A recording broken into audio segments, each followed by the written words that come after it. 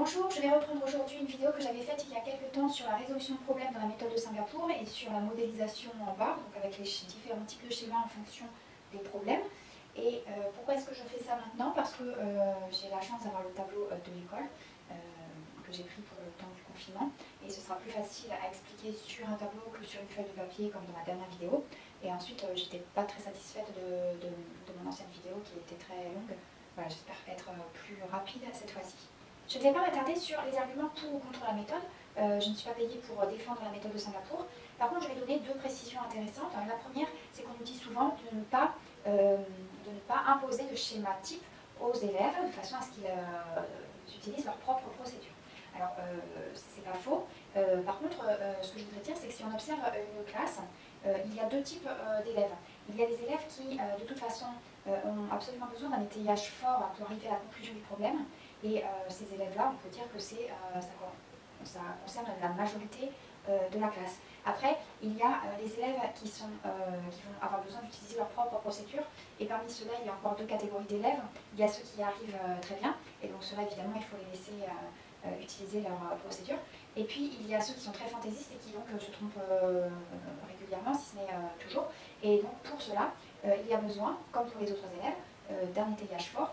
Et l'avantage de la méthode de Singapour, c'est qu'elle propose une méthodologie qui est toujours la même et qui permet aux élèves de se décharger de l'angoisse de début de problème, à savoir par où je commence.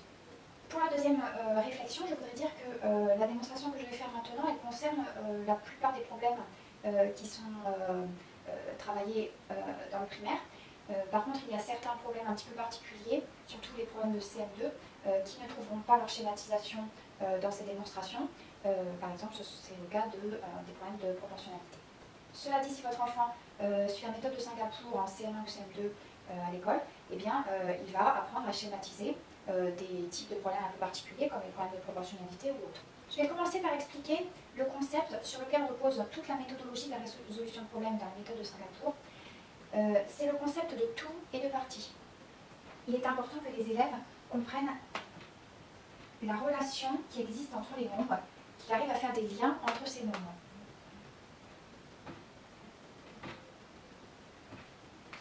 Qu'ils puissent reconnaître que deux ou plusieurs parties font un ensemble, un tout, et qu'un nombre peut être le tout formé de deux ou plusieurs parties.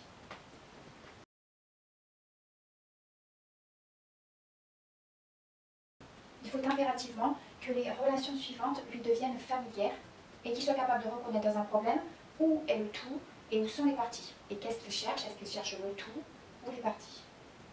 C'est pourquoi ce concept-là de tout et de partie, on le travaille dès le CP de façon à ce que ça devienne une évidence pour les élèves. Maintenant, je vais expliquer comment on va résoudre un problème. On va toujours utiliser la même procédure avec un questionnement qui sera toujours le même, quel que soit le type de problème. En fait, on va se poser deux questions. Alors la première question, est-ce que j'ai un problème à parts égales ou à parts non égales?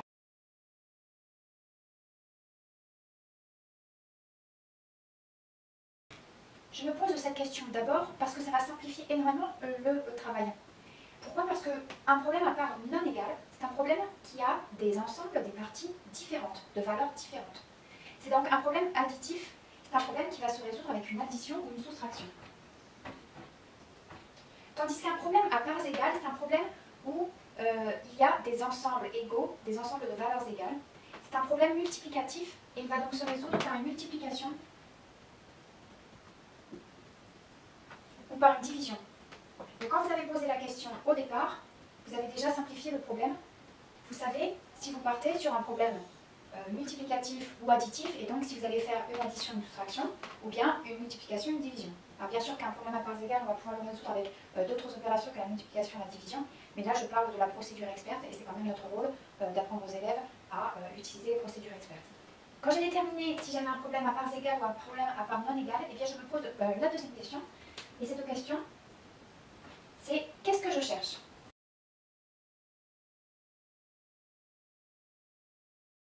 Je vais commencer par les problèmes à parts non égales. Pourquoi? Parce que ce sont les problèmes additifs et donc ce sont ceux qu'on étudie en premier à l'école. Maintenant que j'ai posé la question « qu'est-ce que je cherche ?», ce qui est important, c'est d'arriver à déterminer dans l'énoncé ce que je connais déjà, quel est le tout et quelles sont les parties. Et qu'est-ce que je cherche du coup? Je vais partir d'un petit exemple, ce sera plus facile à comprendre. On va dire que Pierre a 3 billes et Paul en a 7. Comment est-ce que je vais schématiser mon problème? Je vais symboliser le tout, c'est-à-dire le total de mes billes, là, par une barre. Et en haut, j'indiquerai donc le tout, avec une accolade. Ensuite, je vais partager ma barre en plusieurs parties, 2 ou plusieurs parties, suivant le problème. Et je vais donc indiquer quelles sont ces parties. Dans le problème que je viens d'énoncer, les parties, je les connais. Je sais combien de billes à Pierre et combien de billes à Paul. Et là, ce que je cherche, c'est le tout. Alors, du coup, je mets un point d'interrogation pour indiquer que c'est ce que je cherche, le tout. Dans un problème à part non égale, quand je cherche le tout, et que donc je connais les parties qui composent ce tout, je fais une addition.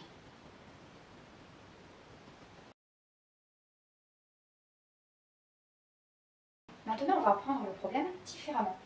On va dire que Pierre et Paul ont ensemble 10 billes, et Pierre a 3 billes. Je connais cette fois-ci le tout, 10 billes. Je connais une des deux parties, celle de Pierre. Et cette fois-ci, je cherche l'autre partie. Combien de billes à Paul? Dans un problème à part non égale, quand je connais le tout et une des parties, et que je cherche l'autre partie, cette fois-ci, je vais faire une soustraction. On va voir maintenant les problèmes de comparaison qui sont également des problèmes additifs. Dans un problème de comparaison, je ne vais pas faire une seule barre, je vais faire 2 barres qui vont schématiser les 2 valeurs que je compare. La grande barre correspond à la grande valeur et la petite barre à la plus petite des 2 valeurs. Là, je vais comparer 2 âges, l'âge de Pierre et l'âge de Paul.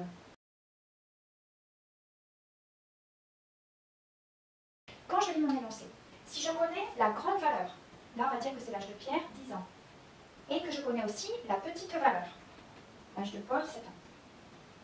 Si ce que je cherche, c'est la différence entre les deux, donc point d'interrogation ici, donc, pour indiquer la différence, eh bien je vais faire une soustraction qui est vraiment l'opération de la différence.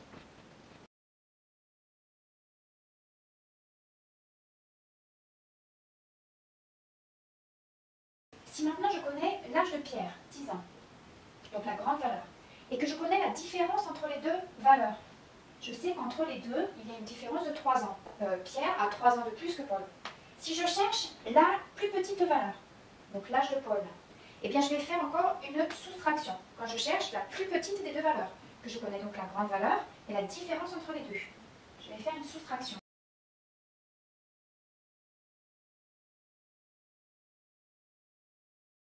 Cette fois-ci, je connais la petite valeur, l'âge de Paul. Je sais la différence entre les 2 âges. Je sais que Paul a 3 ans de moins que Pierre, ou que Pierre a 3 ans de plus que Paul. Je connais la différence entre les deux. Ce que je cherche là, c'est la grande valeur. Alors dans un problème de comparaison, quand je cherche la plus grande des 2 valeurs, je fais une addition. Voilà, les problèmes à part non égales, ils se résument à ces 5 schémas. 3 schémas pour les problèmes de comparaison, un schéma pour les problèmes additifs, donc où on cherche le tout, et un schéma pour les problèmes soustractifs où on cherche une des parties, donc on connaît le tout et on cherche une des parties.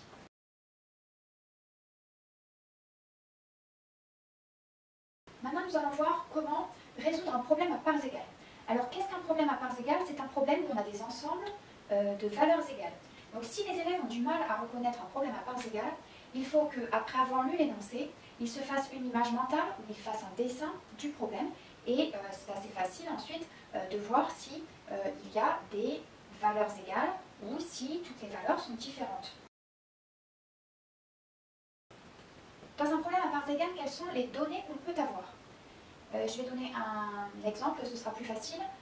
J'ai 3 sacs, avec dans chaque sac 5 billes, et je veux savoir combien de billes j'ai en tout. Alors, les données de mon problème, c'est quoi? C'est la valeur d'une part, c'est-à-dire dans chaque sac combien j'ai de billes. Dans le schéma de la méthode de Singapour, je vais faire une barre, et puis je vais indiquer la valeur d'une part en prenant une portion de cette barre. Donc la valeur d'une part, je vais l'écrire ici. Dans mon histoire de billes, chaque sac contient 5 billes, donc la valeur de la part, c'est 5. Ensuite, je peux connaître le nombre de parts. Dans cette histoire, j'ai 3 sacs, donc c'est le nombre de parts que j'ai. Dans le schéma, je vais le mettre dans un petit encadré, le nombre de parts c'est 3 là. Et ensuite, évidemment, une accolade au-dessus de la barre complète, c'est le tout. Dans le problème que je viens de vous énoncer, je cherche le tout. Donc mon point d'interrogation, il se trouve ici. Quand, dans un problème à parts égales, je cherche le tout, eh bien je vais faire une multiplication.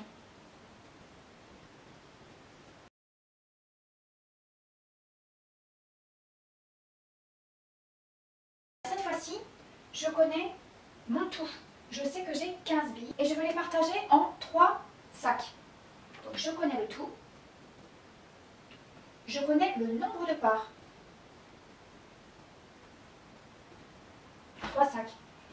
Je cherche combien j'aurai dans chaque part. Donc la valeur d'une part. Dans un problème à parts égales, quand je connais le tout, que je connais le nombre de parts et que je cherche la valeur d'une part, et je vais faire une division.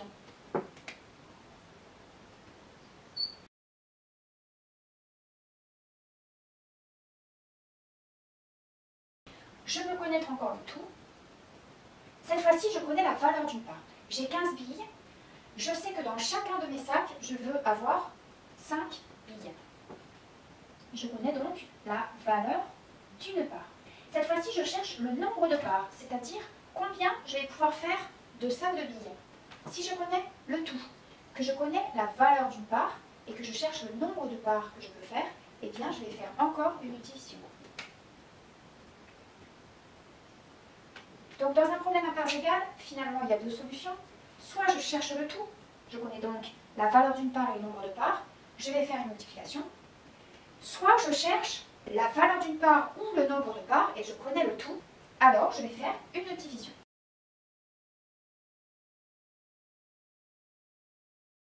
Vous voyez qu'avec seulement 8 schémas et la procédure que je viens d'expliquer, on peut résoudre n'importe quel type de problème habituellement travaillé à l'école primaire. Si on a un problème à plusieurs étapes, eh bien, on va reprendre la procédure depuis le début, donc avec les 2 questions pour chacune des étapes. Ce qui peut être difficile dans un problème à plusieurs étapes pour les élèves, eh bien, c'est de déterminer quelles sont les étapes par lesquelles ils doivent passer pour résoudre le problème. Mais ça, c'est une autre histoire. J'espère que j'ai été claire. J'ai expliqué plus en détail dans une autre vidéo les problèmes de comparaison. Donc si cette vidéo vous intéresse, vous pouvez la retrouver sur ma chaîne. Je vous remercie.